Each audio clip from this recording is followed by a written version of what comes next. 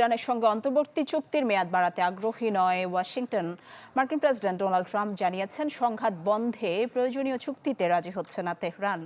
অন্যদিকে কূটনীতি ব্যর্থ হলে প্রতিরক্ষামূলক অবস্থান থেকে সরে গিয়ে আক্রমণাত্মক হওয়ার হুঁশিয়ারি দিয়েছে ইরান। নগদ নিয়ে এলো হার না মানা হার অফার। সর্বনিম্ন 10,000 টাকা রেমিটেন্স নগদে পাঠালে থাকছে স্বর্ণের হার জেতার সুযোগ।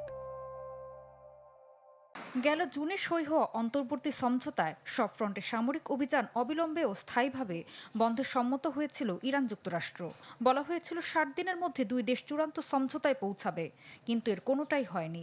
ফলে অকার্যকর হয়ে পড়েছে শান্তি চুক্তি। মার্কিন প্রেসিডেন্ট ডোনাল্ড ট্রাম্প সোমবার বলেছেন ইরানের সঙ্গে অন্তর্বর্তী চুক্তির মেয়াদ বাড়াতে আগ্রহী নয় ওয়াশিংটন। তার মতে সংঘাত বন্ধে প্রয়োজনীয় চুক্তিতে সম্মত হতে অস্বীকৃতি জানাচ্ছে তেহরান। ইরান চুক্তি করতে চাইলেও যুক্তরাষ্ট্রের প্রয়োজন অনুযায়ী চুক্তি হবে না। আমাদের একমাত্র লক্ষ্য ইরান যেন কোনোভাবেই পারমাণবিক অস্ত্র তৈরি করতে না পারে। আগের মার্কিন হামলার পর ইরানের পারমাণবিক অস্ত্র তৈরি করতে অনেক সময় লাগবে। এদিকে ইরানের এক জ্যেষ্ঠ কর্মকর্তা রয়টার্সকে জানিয়েছেন কূটনৈতিক প্রচেষ্টা ব্যর্থ হলে তেহরান প্রতিরক্ষামূলক অবস্থান থেকে পুরোপুরি আক্রমণাত্মক অবস্থানে যাওয়ার সিদ্ধান্ত নিয়েছে। ইরান যুক্তরাষ্ট্রকে চুক্তির সব শর্ত বাস্তবায়নের জন্য কয়েক সপ্তাহের সময় দিয়েছে। শর্ত পূরণ না হলে ওয়াশিংটনের সঙ্গে নতুন করে আলোচনায় বসবে না ইরান। আর ট্রাম্পের সাথে গোপন যোগাযোগের দাবি নাকচ করেছে ইরানি Islamic revolutionary guard corps.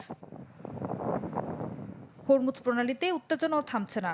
British maritime trade operations বা ইউকেএমটিও জানিয়েছে হরমুজ দিয়ে বের হওয়ার সময় একটি জাহাজ অজ্ঞাত প্রজেক্টাইলের আঘাতে ক্ষতিগ্রস্ত হয়েছে। এতে ইঞ্জিন রুম ক্ষতিগ্রস্ত হয় এবং এক ক্রু সদস্য হতাহত হন। এ অবস্থায় অপরিশোধিত তেলের দাম উঠেছে $90 উপরে এবং যুক্তরাষ্ট্রের WTI ক্রুডও পৌঁছেছে $84। ঋতু সাহা, চ্যানেল 24।